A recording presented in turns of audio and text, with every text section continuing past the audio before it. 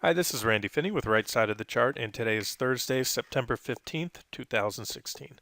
It's about 10:35 right now Eastern Time, so about an hour after the markets opened, and I wanted to do a quick update on the markets, what I see. Yeah, we'll keep this one quick. Just before we roll into the charts, we did see a knee-jerk reaction in the futures today. Nothing huge, but at 8:30 when we had that slew of economic data released, most everything was about in line with expectations except for retail sales. Retail sales came in at a drop of 0.3% month over month. That was at the very bottom of the consensus range against a consensus of flat, 0%, no gain, no loss. So retail sales, as most of you know, that's the primary driver of the retail sector. The consumer is the primary driver of the U.S. economy. So that's certainly one to watch. And glass half empty, glass half full. Most certainly, slumping retail sales are a net negative for the economy. However, in this Fed-driven, zero interest, low interest rate environment, liquidity-driven market, that can be viewed as a plus because it gives the Fed the ammunition they need to sit tight and do nothing. So I recommend take a look, read through the retail sales. They give you, if you go to the front page of the site under tools of the trade on the right side of the site, the sidebar that's called, there's a link to the economic calendar. You can click on the retail sales and it'll bring up a description, the highlights, the history of the indicator, definition, what it all means. So I recommend you take a look at that and become familiar with that. Anyways, one to watch. So like I said, knee-jerk reaction at 8:30. The futures, we were up, we dropped down, and we've since recovered that pre-market drop or fade on the futures. And this is what I wanted to talk on today. Let's dig into the charts and we'll wrap this up. All right. We have entered the gap. I didn't want to see that. That doesn't really help. I'm still aggressively short this market, but not overly concerned. However, as I often state, once gaps are entered from above or below, in this case below, you can see we had one, two. We've been knocking on it. So very near term. Undoubtedly, this is bullish, and as I mentioned, most gaps, it's very common that they're backfilled once entered. Not always, doesn't have to happen, but right now the that is a net bullish event in the very near term. And as I've talked on quite a bit recently, I'll only become concerned if and when this gap is backfilled and then taken out. See, this is the 117.23 was Thursday's close. You can see if you look at the box to the left and the green price at the top, QQQ 117.23. So there's where the top of the gap right there. There's the bottom of the gap. Let's see what happens on a gap backfill. Right now, my trend indicators are still bearish. We're close on this 1333. We're challenging the zero line. These trend indicators the zero line often acts as resistance when tested from below on both the 1333 histogram as well as the MACD signal line, the 9 EMA with this white line right here. Remember, I don't look at the blue line. I pay attention to the signal line, the 9 EMA, which is always the last of the two to cross. Does just about as good a job as anything to define trends on the 60-minute time frame, and that's still comfortably above zero, but getting there. And again, that one also, like the 1333, tends to act as resistance. And if you recall, the other day I did a video, I drew out my scenario, which had a bounce, a reaction off this 114.12 level, which we've had so far, and another thrust down, with this being the initial drop, a thrust up, a thrust down, with a possibly seeing the MACD roll over, the 1333 histogram, the RSI, etc., all coming in to put in a lower high, meaning they pull back down. Yeah, I drew it out here, and I'll have to do it again because I realize not everybody's caught every video. So something like this. You see the indicators come in, make a lower high, prices go down to the next support area, or ideally my minimum target here of 1075, and in doing so, that would give us the bullish divergence that I like to see for at least a tradable reversal in the broad markets. So right now, let's just watch what happens on this if we do get a gap backfill, and more importantly, I would love to see, because I'm short, and obviously, and still my read on the charts, as I said, at this point I'm not concerned, but I would love to see a failure to backfill that gap, because that would be quite bearish. Bulls have absolutely no reason once they get in the gap to not backfill it. However, I don't think they will, and the reason why, I talk on this often. Whether you're trading the Qs, that happens to be an official trade ID on the site right now for the first time in a long time. Can't remember the last time we had the Qs as an active trade on the site. But as I always say, I never trade any one index without keeping a close eye on the others. The SPY, which is the S&P 500 tracking ETF, is much more diversified than the NASDAQ 100. It has 5 times as many stocks, plus it has sectors that the QQQ does not. The QQQ doesn't include certain sectors of the economy, such as financials and things like that.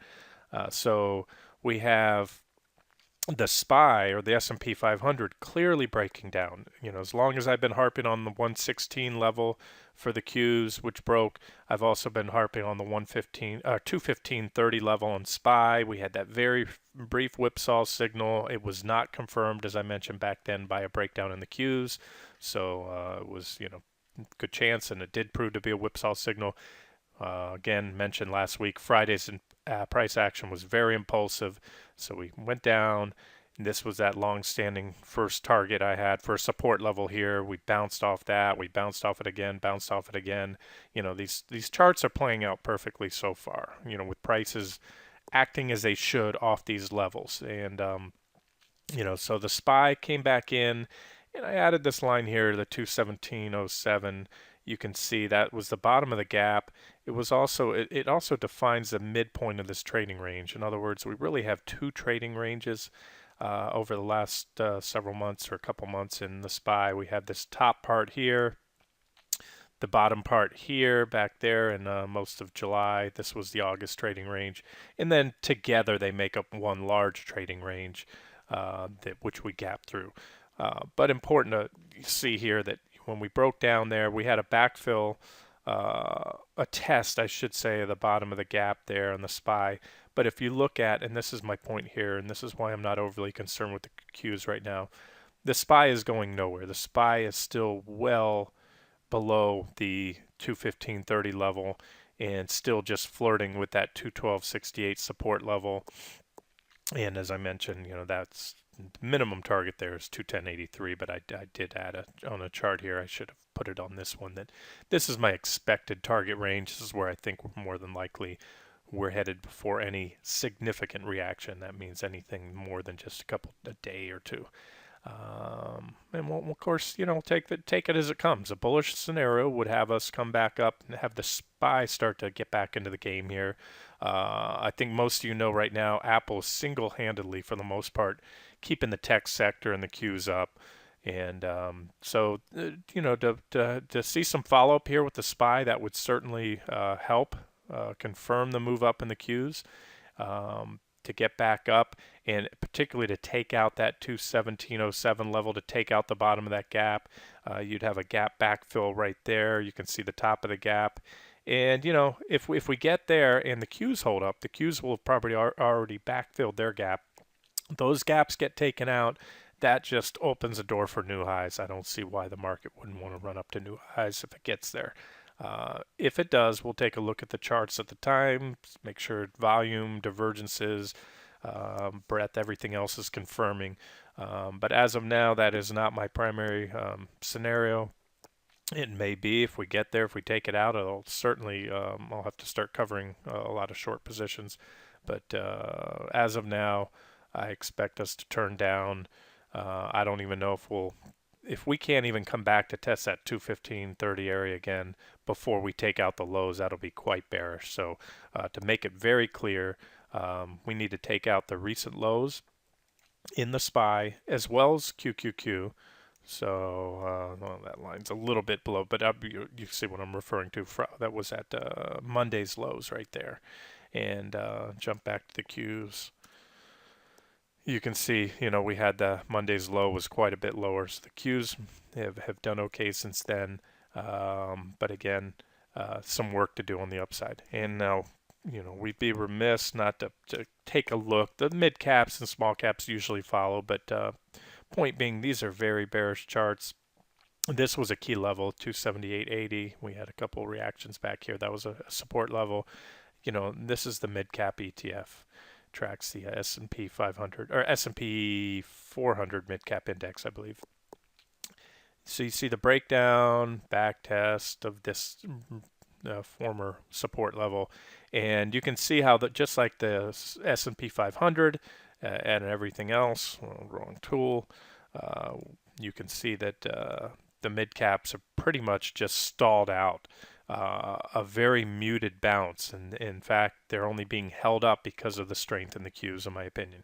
Now, again, if they can get online here and start to play catch up, and the SPY does the same, and the Qs continue to hold up, well, certainly that would be bullish. But unless that happens, I'm on the lookout for a breakdown, taken out of those recent lows, and a continued move lower. This looks just like consolidation action right here, sideways, or like a continuation pattern, sort of like a bull flag, or I'm sorry, a bear flag. It's not really in a flag shape, but you have that sideways action after a big move down. It's just consolidating, working off the near-term overbought conditions. So that's the mid caps, and for you that trade the small cap stocks, they look just as weak lately. Still not really getting back in the game here either. In fact, this does look, if you take a look at that, it's sort of that flaggish pattern you can see there. Bull flag, almost a bullish pennant, but more of a bull flag pattern.